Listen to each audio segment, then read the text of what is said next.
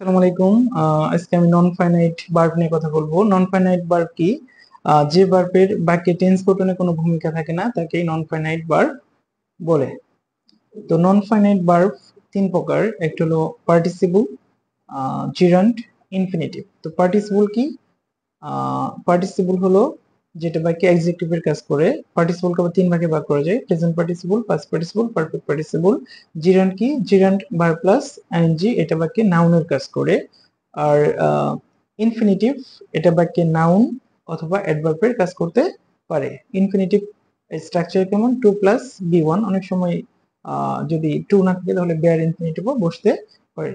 যাই হোক, infinitive, past participle, perfect participle এগুলা স্ট্রাকচার দেখেই বোঝা যায়।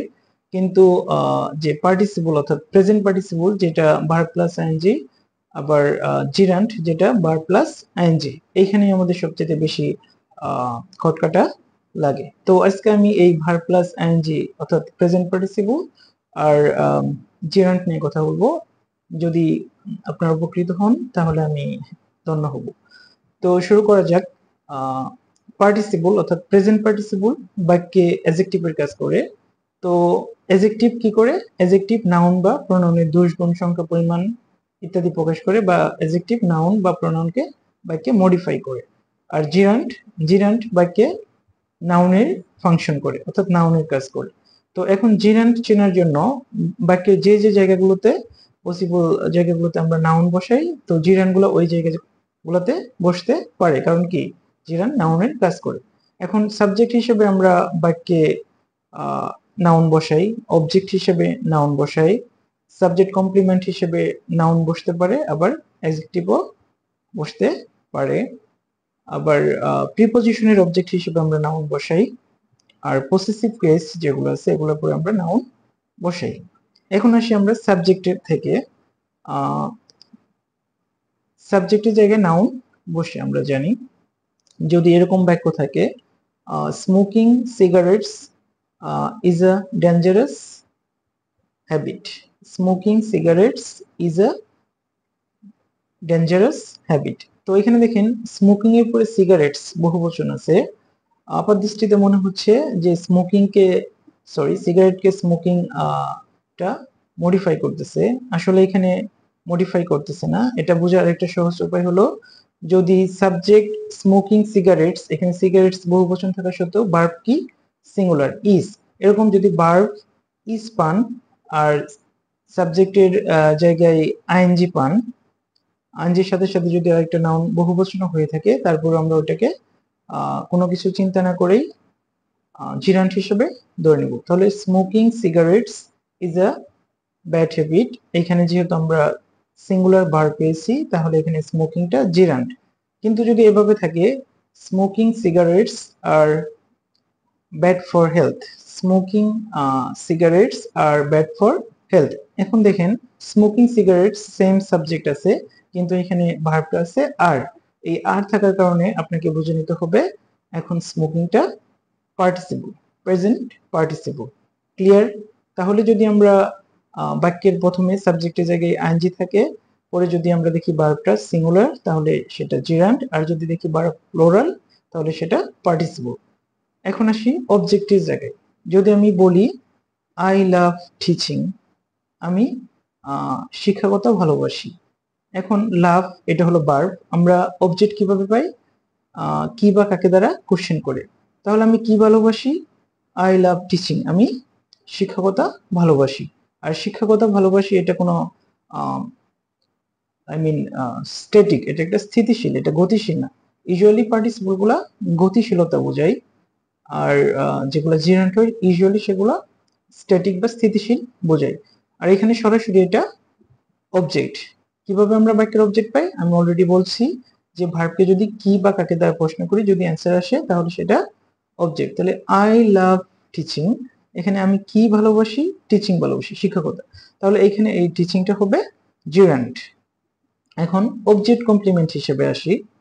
যদি আমি এরকম বলি my job is teaching, my job is teaching. এখানে দেখেন এখানে আইডেন্টিফাই করার একটা সহজ ওয়ে আছে। মাই জব ইজ টিচিং, এইখানে এই টিচিং এর আগে যদি আপনি ভেরি বসাইতে পারেন, ভেরি টিচিং, যদি লজিক কাজ করে তাহলে সেটা পার্টিসিপল, আর যদি লজিক না কাজ করে তাহলে সেটা জেরান্ড। এখন মাই জব ইজ টিচিং, এখানে আমি কি ভেরি টিচিং এটা বসাইতে পারি? না, এটা লজিক্যাল না। যদি এটা পার্টিসিপল হতো অর্থাৎ এজেক্টিভ হতো, এজেক্টিভের আগে আমরা কি অ্যাডভার্ব বসাইতে পারি। যেহেতু এটা লজিক্যাল না তাহলে এটা পার্টিসিপল না, এটা এজেক্টিভ না, তার মানে এটা জিরান্ড। এখন যদি আরেকটা উদাহরণ দেই, the story is interesting, the story is interesting, এটাও একটা সাবজেক্ট কমপ্লিমেন্ট। এখন দেখেন ইন্টারেস্টিং এর আগে আমরা ভেরি ইউজ করতে পারি কিনা। The story is very interesting, এটা কিন্তু লজিক দিয়ে কাজ করতেছে। তাহলে এখানে ইন্টারেস্টিংটা কি? এখানে ইন্টারেস্টিংটা হলো পার্টিসিপল অর্থাৎ এডজেক্টিভের কাজ করতেছে, রাইট? এখন যদি এরকম থাকে, প্রিপজিশনের পরে যদি কোনো ভার্বের সাথে আইএনজি থাকে তাহলে সেটা জিরান্ট হবে। আর পসেসিভ কেসের পরে যদি কোনো আইএনজি থাকে তাহলে সেটা জিরান্ট হবে। এগুলো তো আমরা চিনতেই পারি, প্রিপজিশন এর পরে যদি আইএনজি থাকে তাহলে জিরান্ট হবে, আর পসেসিভ কেস যেমন হিজ, হার, দেয়ার, আওয়ার, এগুলোর পরে যদি আইএনজি থাকে তাহলে কি হবে? জিরান্ট হবে। এখন আসি আরো কিছু বিষয় নিয়ে। যদি এরকম থাকে I saw flying bird, I saw a flying bird, এখন দেখেন আমি কি দেখলাম? ফ্লাইং বার্ড, একটি উড়ন্ত পাখি। এখন এখানে দেখেন ফ্লাইং বার্ড, এটা একটা চলমান একটা কাজ, পাখিটা উঠতেছিল, অর্থাৎ আমি বলছি যে পার্টিসিপল কিরকম থাকবে? যেটা চলমান থাকবে। এটাকে যদি আমরা বলি I saw a bird which was flying, যেটা উঠতে পারে, পাখি এখানে উঠতে পারে। যদি আইএনজি প্লাস তার সাথে যে অবজেক্টটা থাকে সেটা যদি লজিক্যালি কাজ করতে পারে তাহলে সেটা পার্টিসিপল। যেমন আমি একটি উড়ন্ত পাখি দেখলাম, I saw a flying bird, এখন পাখি কি উঠতে পারে না? উঠতে পারে, তাহলে এখানে সেটা অবশ্যই পার্টিসিপল। আবার কিছু আছে যেমন swimming pool, I saw swimming pool, এখানে সুইমিং পুল, পুল কি সুইমিং করতে পারে? পারে না, এটা আসলে কম্পাউন্ড নাউন, তাই এখানে যে সুইমিং পুল সেটা হলো জিরান্ট, কম্পাউন্ড নাউন হিসেবে কাজ করতেছে। ঠিক আছে? তো I saw him, I saw him running, এখন আমি তাকে দেখলাম সে দৌড়াচ্ছে। এখন হিম রানিং করতে পারতেছে, রান করতে পারতেছে, এখানে ওইটা পার্টিসিপল। তো এইভাবে যদি আজকে একটু প্র্যাকটিস করেন বই খুলে এই বিষয়গুলো মনে রেখে, তাহলে আমার মনে হয় আর ভুল হবে না। আরেকটা বিষয় যেটা হলো, যদি প্রথমেই ভার্বের সাথে আইএনজি থাকে, পরে যদি আরেকটা ক্লজ থাকে তাহলে সেটাকে পার্টিসিপল বলা হয়। যেমন এরকম যদি দেখি, running, running to the house, running to the house he found his mom sick, এখানে রানিং টু দ্য হাউস, এই রানিংটা হবে পার্টিসিপল যদি এরকম দুইটা ক্লজকে সংযুক্ত করে। Thank you. পরবর্তী ভিডিও দেখার জন্য আমন্ত্রণ। আসসালামু আলাইকুম।